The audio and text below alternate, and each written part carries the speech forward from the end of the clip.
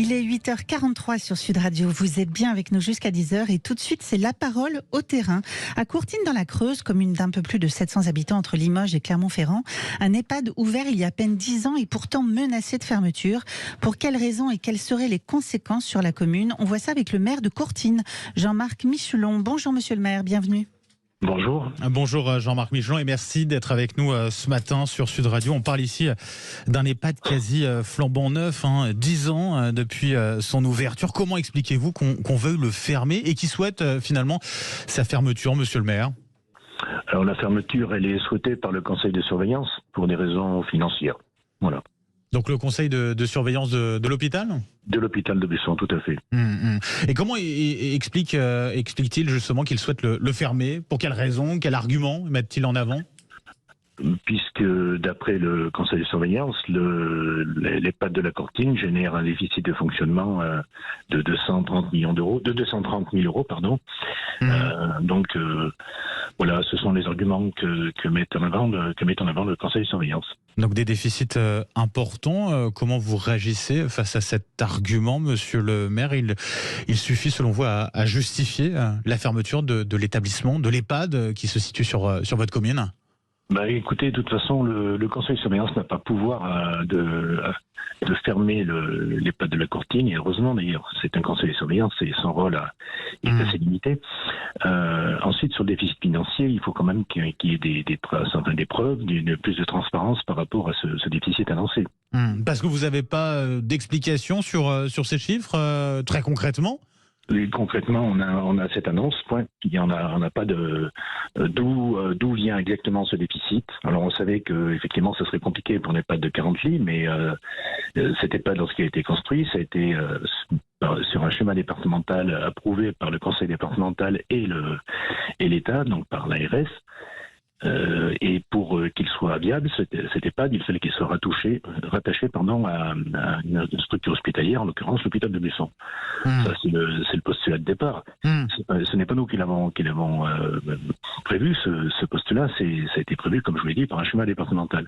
Ouais. Aujourd'hui, on nous dit que cet EHPAD ne fonctionne pas, alors que c'est un EHPAD qui est flambant neuf, effectivement, comme on l'a dit, ils viennent de fêter les 10 ans, pardon.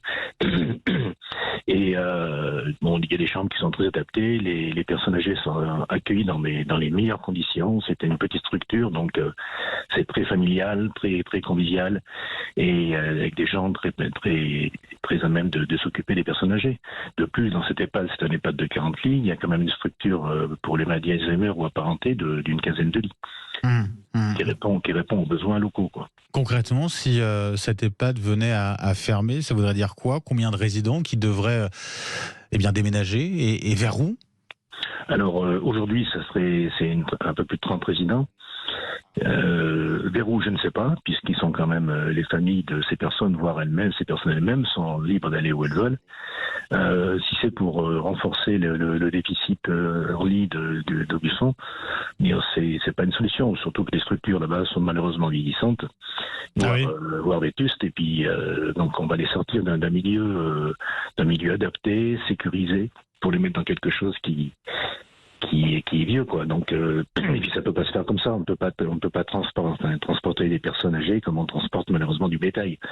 Il faut arrêter de tenir des propos comme ceci. Ça vous met véritablement en colère tout cela, monsieur le maire? Oui, tout à fait, parce que il n'y a pas eu de débat, il n'y a pas eu de travail, de recherche de solutions. La seule réunion qu'il va y avoir, donc qui doit démarrer sur une réflexion, elle a lieu le 11 septembre à Guéret, à la préfecture de Guéret, en présence des instances. De là, je pense qu'il va partir une discussion adaptée et concrète, et non pas une décision de fermeture comme ça. Sans vraiment argumenter, à part l'aspect financier. Moi, je pense déjà en premier lieu aux personnes âgées qui sont accueillies. Ils sont dans un secteur qui est très très protecteur. Leur laisser entendre qu'au 31 décembre, ils vont être dirigés sur notre structure. C'est pas très professionnel de la part du conseil de surveillance. Vous avez l'impression que ce conseil de surveillance, il est complètement déconnecté, d'une certaine manière? Je pense que Parce que vous nous dites, en gros, vous n'avez pas été consulté vous-même? Ah non, moi je fais pas partie du conseil de surveillance. J'ai été convié une fois à la création, et depuis nous n'avons jamais été invités Oh, mais on peut envisager que sur des alors des décisions, c'est pas une décision effectivement, mais il l'envisage en tout cas.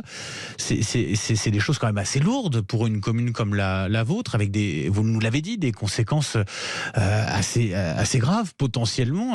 C'est surprenant que les élus ne soient pas, en tout cas, consultés d'une certaine manière, d'une manière ou d'une autre, sur tout cela. Tout à fait, oui. C'est comme vous le dites, c'est des conséquences assez graves, surtout pour une commune comme la nôtre, où on n'est pas très nombreux. C'est des conséquences. Donc déjà, il y a les personnes âgées, il y a les familles de ces personnes âgées, il y a ensuite tout le personnel. Le personnel, donc effectivement, s'ils sont titulaires, puisque c'est la fonction publique hospitalière, ils seront peut-être classés, mais enfin pour les autres qui sont contractuels, ça veut dire que c'est aller pointer au chômage demain matin, quoi. Non, c'est pas bon. Et en plus, il y a tout le commerce parallèle qui se fait par rapport à cette EHPAD, bien entendu. Donc ça fait marcher nos commerces, ça fait marcher. On a une maison médicalisée, où on a un médecin, un dentiste, des kinés, un cabinet d'infirmières qui fonctionnent également avec l'EHPAD lorsqu'ils ont certains besoins. Voilà, il y aura forcément une répercussion sur l'ensemble de toutes ces personnes et de tous ces commerces. Ouais, parce que vous êtes une commune, vous avez un peu plus de 700 habitants, c'est ça, sur la Courtine ? Oui. Tout à fait. Donc forcément, quand on parle de conséquences, c'est la vie finalement de cette commune aussi qui est effectivement, alors j'allais dire menacée, c'est peut-être un peu fort, mais bon, il faut dire les choses aussi, quoi. C'est un risque très clair, très concret pour le dynamisme de votre commune. Bien entendu. Lorsque nous avons construit cette structure, bien sûr, derrière, on savait que ça allait générer des emplois, que ça allait générer de la vie, quelque part, un petit peu plus, enfin, de l'économie. Il y a l'aspect accueil de personnes en fin de vie, entre guillemets, mais il y a bien sûr aussi toute la partie économique derrière. Bien sûr. Quelle solution avez-vous à disposition, ou réfléchissez-vous sur quelle solution pour tenter de maintenir cet EHPAD ouvert aujourd'hui ? Je crois que les solutions, elles vont apparaître après cette réunion avec les différentes instances. Mais jusqu'alors, comme je vous le disais tout à l'heure, nous n'avons jamais été conviés ni invités à quoi que ce soit de discussion autour de cette EHPAD. Effectivement, il y a peut-être des solutions à trouver, il y a certainement des solutions à trouver. J'en parle quand même autour de moi avec d'autres structures qui accueillent des personnes âgées aussi. Et eux, ils se démènent pour trouver des solutions, pour essayer de faire de l'accueil temporaire, pour essayer d'accueillir des personnes en situation de handicap. Enfin, il y a certainement des pistes à creuser avant d'annoncer on ferme une structure parce qu'on a besoin de remplir les autres à Aubusson. C'est totalement illogique. Et sur le projet, puisque Aubusson a un projet d'une maison de retraite beaucoup plus conséquente, de 150 lits, entre guillemets, comme certains disent, une usine à vieux, je suis pas persuadé que les qualités d'accueil sont les mêmes que dans des structures avec 40 lits. Bien sûr. Vous parlez de ce rendez-vous qui va être capital, celui du 11 septembre en préfecture, à la préfecture de Guéret. Vous êtes en contact déjà avec la préfète à ce sujet? Oui, moi j'avais déjà alerté la préfète lors de notre rencontre, puisque la préfète vient d'arriver il y a quelques mois sur la Creuse et nous l'avons rencontrée. J'avais alerté sur cette situation, nous avons alerté également le conseil départemental, où tout le monde a conscience qu'il faut peut-être effectivement rechercher des solutions, mais de là à la fermeture, c'est inenvisageable. Qui prendra la décision, au final, monsieur le maire ? La décision de fermeture, elle appartient à l'ARS et à la préfète. C'est un arrêté de la préfète. Et la préfète, pour le coup, vous soutient en tout cas dans cette volonté de maintenir ouvert.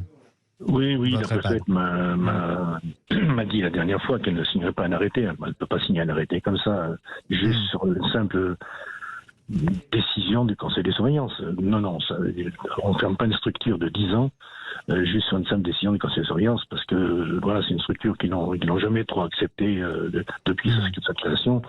Voilà. Après, je crois qu'il faut revenir à la raison et puis se mettre autour d'une table, mais vraiment travailler à une recherche de solutions plutôt que d'une annonce comme celle-ci. Jean-Marc Michelon, en tout cas la mobilisation continue sur place, maire de la Courtine dans la Creuse, donc avec la question de l'avenir de cette EHPAD. On va suivre bien sûr ce dossier avec cette réunion prévue le 11 septembre prochain. Merci d'avoir été avec nous ce matin sur Sud Radio, monsieur le maire, et très bonne journée à vous.